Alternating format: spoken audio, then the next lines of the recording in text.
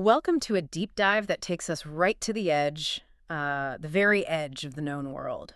We're heading into a realm just dripping with ancient magic, alliances that shift like sand, and, well, an enemy so patient, so subtle, you won't believe how long they've been pulling the strings. Today we're really getting into Glen Cook's Shadow Games. That's the fourth chronicle of the Black Company. Right. And look, this isn't just your standard fantasy epic. It's a really profound look at military strategy, the psychology of command, the raw feel of it, and this terrifyingly persistent long game, an enemy that's basically operating entirely from the shadows. Yeah, and our mission, you could say, for this deep dive is to really unpack how the Black Company evolves here. We'll trace them from this weary, almost broken group of mercenaries Right. into the completely unexpected saviors of a city. Yeah. But then there's this shocking twist that just redefines everything about their quest. Yeah. What's really fascinating, I think, is how the past, especially the deep, sort of unsettling past of certain characters, just keeps bubbling up and redefining the present. It challenges every single assumption that Croaker, our protagonist, has. Okay, let's unpack that then. When we first meet the Black Company again in Shadow Games, what's their situation? Croker's own writing makes it sound like they're, well, not the legends we remember. No, you're absolutely right. At the start, they are practically on their last legs. I mean, we're talking a tiny, aging band, just 7 people left. 7. Yeah. Wow. You've got Croaker, our cynical analyst, who's now also the captain, and he's really feeling the weight of that. Then there's the wizards, One-Eye and Goblin, always squabbling. Eh, The well. quiet young Mergen, and of course the lady, always enigmatic. Croaker himself calls them lings of a dying organism. He even worries they look more like bandits than the best soldiers, fearing they denigrate the memory of the company. Oof. He actually labels them the last of a mighty, magnificent storied line. It's a pretty grim picture. So this diminished group, practically defeated, what on earth pushes them to take on what sounds like a completely impossible mission? 7 people questing thousands of miles. That really is the core question, isn't it? Yeah. Their mission is to find Katavar, this legendary homeland. It's supposed to be 7,000 or 8,000 miles away, Yeah. past the wastes of the world. Just geographically daunting. Exactly. For a group this small, it's not just uncertain, it feels desperate, almost suicidal. But what compels them? Well, it's a mix. Duty, maybe a sliver of hope for this legendary safe haven, Yeah. but probably most importantly, it's the lady's will. The lady. Yeah, her presence, even when she's described as more silent than Mergen from despair, she's the catalyst. She's the magnet pulling them, even with Croaker's own mixed feelings, where he calls her lost lady, beautiful lady, my fantasy, my terror. Quite the description. Right. The whole journey feels like a last gasp, and it's already fraught with bad signs, circling buzzards, abandoned farms. You get the sense of unease right away. And it's that immediate feeling, that uphill battle, being outnumbered right from the start that really pulls you in. It sets up this compelling story about resilience, adaptation, makes you wonder about the history driving them. But then things take a twist, don't they? Their first major stop isn't exactly quiet. Not at all. Precisely. They make this unexpected detour to the tower at Charm. Biggest construction in the world, apparently. The tower at Charm rings a bell. It should. It's not just some landmark. It has this huge, kind of unsettling personal weight for the lady. Croaker knows she had built the place when she was someone both greater and smaller than the person she was now. Interesting phrasing. Isn't it? And the visit has 2 purposes. 1, get the company's annals back. Croaker left them there. 2, and this is critical for Lady to rejoin them, based on a promise she made. And that rejoining must create sparks, right? Given her past. Right, One of the yeah. taken, Croaker trusts her, but the others, especially One-Eye. Oh, absolutely. Deep suspicion.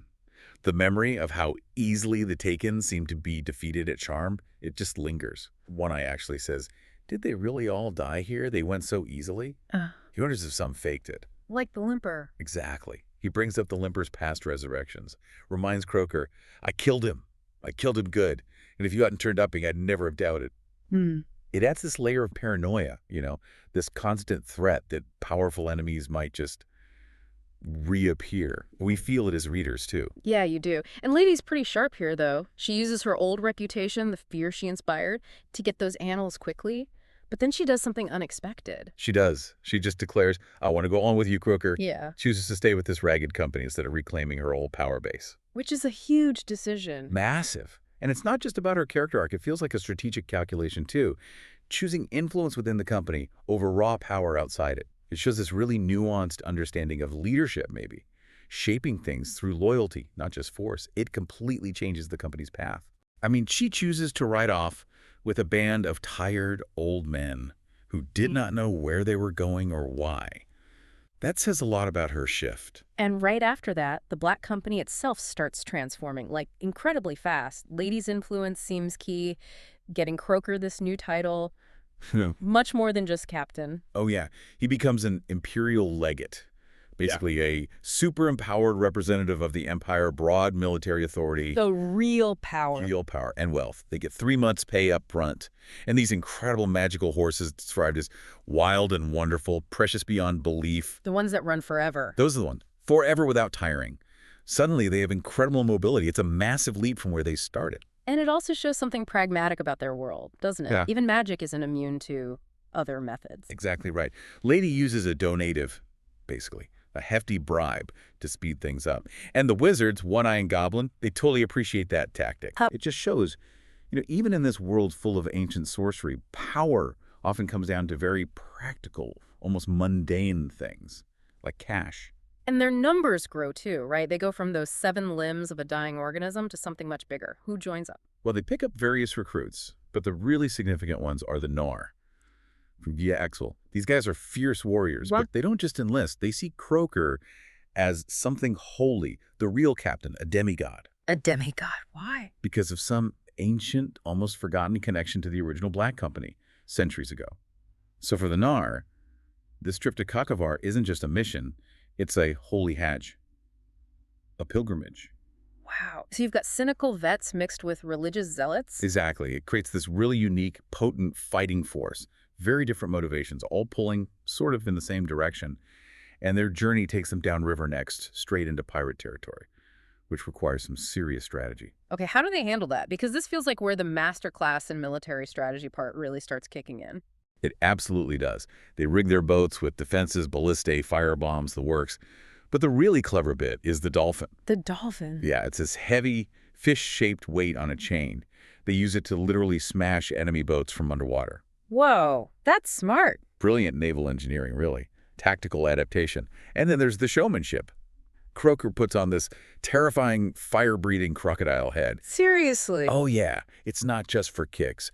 It's pure psychological warfare.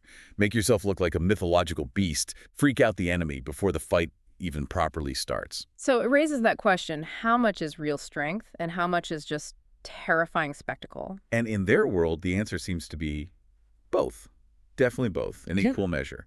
It's about breaking the enemy's will as much as their lines. Their travels eventually lead them to Taglios. And this city sounds, well, completely unprepared for the kind of fight the Black Company brings. That's a perfect way to put it. Taglios is described as pacifist, God-ridden. And now it's seriously threatened by this expanding empire. The Shadowmasters, their local leaders, the generals, are actually 3 people, Willow Swan, Cordy Mather, Blade, who normally just run an inn. They're totally out of their depth. Civilians forced into command. Running an inn to running a war. Quite the jump. And these Shadowmasters, what makes them so scary? Oh, the Shadowmasters are genuinely terrifying. 4 powerful sorcerers ruling the Shadowlands. They're pushing outwards, expanding their territory, using both armies and potent magic. Magic-like. Well, their agents are described as these little brown guys who can control bats, control shadows. It gives them this unnerving supernatural edge alongside their military force. Creepy. So Taglios' ruler, the Perbrindra, he's desperate. He calls in the company. And Croaker, being Croaker, demands, what was it? Absolute military dictatorship. Of course he does. And Lady notices this weird dynamic, this conspiracy of silence, where the Taglians treat the company like saviors, believing they know more than we know. Right. That must be immense pressure. Yeah, talk about expectations. It's an incredible clash of cultures, really. Yeah. You've got the company's gritty pragmatism, their cynicism from years of brutal war up against the Taglians' desperate faith. They see the company as these almost mythical figures.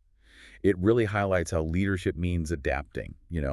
Croaker can't just bark orders. He has to inspire, reassure, almost play this demigod role they expect, just to get them ready to fight. Yeah. Shows how adaptable the company's become. And speaking of Croaker playing unexpected roles, he does something else that really solidifies his reputation there, right?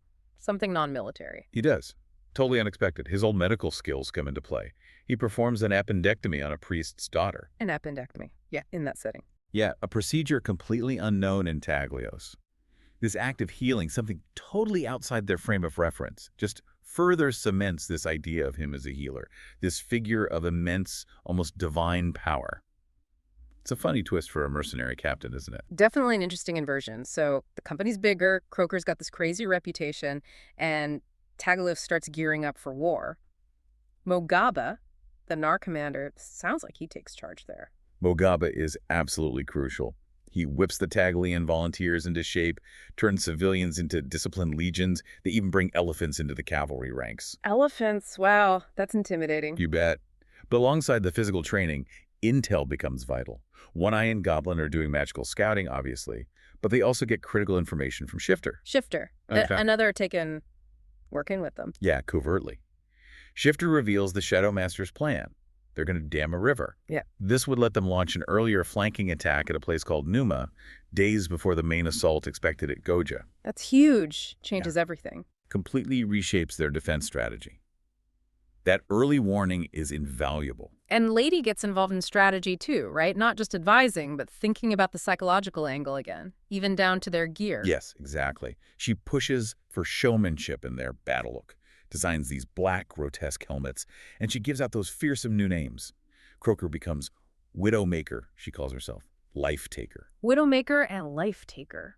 Intense. It really is. And if you connect this to the bigger picture, all this careful planning, from intel to psych warfare, it just underscores the incredibly high stakes. The Shadowmasters are clearly playing a complex, long game, and the company has to match that cunning, that ruthlessness, just to have a shot. Every little detail becomes a weapon. Which brings us to the battle itself, the Battle of Stormguard, formerly Bejagor. How does all this prep, all this psychological maneuvering actually play out? It's spectacular and terrifying. The company uses powerful illusions, a ghost company, to mess with the enemy's heads. A ghost company. Yeah, making them think they're facing way more troops than are actually there. Mm. It's classic military psychology. Overwhelm their perception, break their morale before the real fighting starts, minimize your own losses. Smart. And then the charging elephants break the enemy lines. Croaker and Lady are right there at the front, embodying those new names, Widowmaker and Life Taker. It's a full-on assault, physical and psychological, done with brutal precision. But the battle also brings a massive revelation about the Shadowmasters themselves. It does, a huge one. Turns out one of the Shadowmasters is Stormbringer. Another taken, supposedly long dead. Another one, they just keep coming back. Right. She's eventually defeated by Shifter, who takes the form of this black war leopard. But what happens after is really grim and tells you a lot about these beings. One Eye performs this grotesque ritual. He calls it sewing up, literally sewing all the holes shut so the devils don't get out, containing her spirit. Sewing. Wow, so what does that even mean for them to be truly defeated? Yeah. That's the question, isn't it? It implies death for them isn't final. It's just another state. And their spirits are still dangerous, needing to be carefully contained. Vigilance is constant. And just when you think, okay, that's the big shock, the story drops the biggest bombshell. Croaker's badly wounded, has a near-death experience, and meets Soulcatcher. Yes, Soulcatcher. Another taken everyone thought was long gone. She appears in his vision and her words. They're just bone-chilling. She reveals this incredibly long-held, meticulous revenge plot that's been running underneath everything for years. What does she say? She tells Croaker that Lady Dorothea Senjak, her real name, finally exchanged the magic words with you, meaning they finally admitted their love. And then Soulcatcher says, now I avenge myself by taking from her what is more precious than life itself. Oh no, meaning Croaker. Exactly. The implication is devastating. Croaker himself, through his love for Lady, has become the unwitting tool of Soulcatcher's centuries-long revenge against Lady. Their entire journey, their relationship, it was all part of an elaborate trap. That's incredibly dark. And the horror doesn't stop there, does it? His vision shows him where he's actually headed, not Katavar. Not Katavar, no. Yeah. He sees the glittering stone. It's described as a place where nothing lives, only shadows flutter. The undead there are bound by the silence of stone. An immortality of a sort. Worse than death. Far worse. A horrifying, eternal prison set up by Soulcatcher. And what's really fascinating here is how the entire narrative just unravels. You realize this puppet master, Soulcatcher, has been silently pulling the strings all along the company's quest, the battles, their very presence in Taglios. seemingly all engineered for one specific, awful purpose, to wound Lady through Croaker. Wow. Okay. And thinking back through all this, the journey, the battles, this awful revelation, there's that recurring image. Crows, they keep showing up. What's their significance? Yeah, crows are more than just scenery. They're everywhere. Over Yeah. dead bodies early on, at the tower, during key strategic moments, and then, really ominously, there was Soul Catcher at the very end watching Croaker. So they're like observers. They seem to be. They're described as watching, sometimes mocking or laughing. They feel like these silent, constant observers, hinting at this almost supernatural awareness of the company's fate. Croaker sometimes thinks they're good luck, but that final appearance, it totally shifts their meaning. They become symbols, maybe even agents, of this unseen patient enemy, foreshadowing Soulcatcher's reach. So, wrapping this up, what does it all mean? We've followed this deep dive into shadow games. This band starts as cynical survivors on a hopeless quest. They become city champions, then find out they were just pawns. What's the takeaway? I think it shows that your real enemies, they're often hidden, they're patient, and they're way more connected to your past than you can possibly imagine. Right. The key takeaways for you, the listener, are pretty profound, I think. It's a masterclass in the cynicism of command, the sheer weight of reputation, how it shapes things, the terrifying way old grievances can persist for centuries. And maybe the most unsettling idea, that even your grandest ambitions, your noblest quests, can be just meticulously designed traps. It forces you to rethink every victory the company has. Okay, here's a final thought, something for you to chew on. If every step we take, every choice, every relationship might just be leading us towards some fate pre-planned by a vengeful past, how much control do we actually have? And what kind of love or what kind of betrayal could possibly fuel a vendetta that patient, so meticulous that it takes an entire mercenary company years just to stumble into its horrifying endpoint at the glittering stone, bound by the silence of stone? Really, what could possibly be worse than death?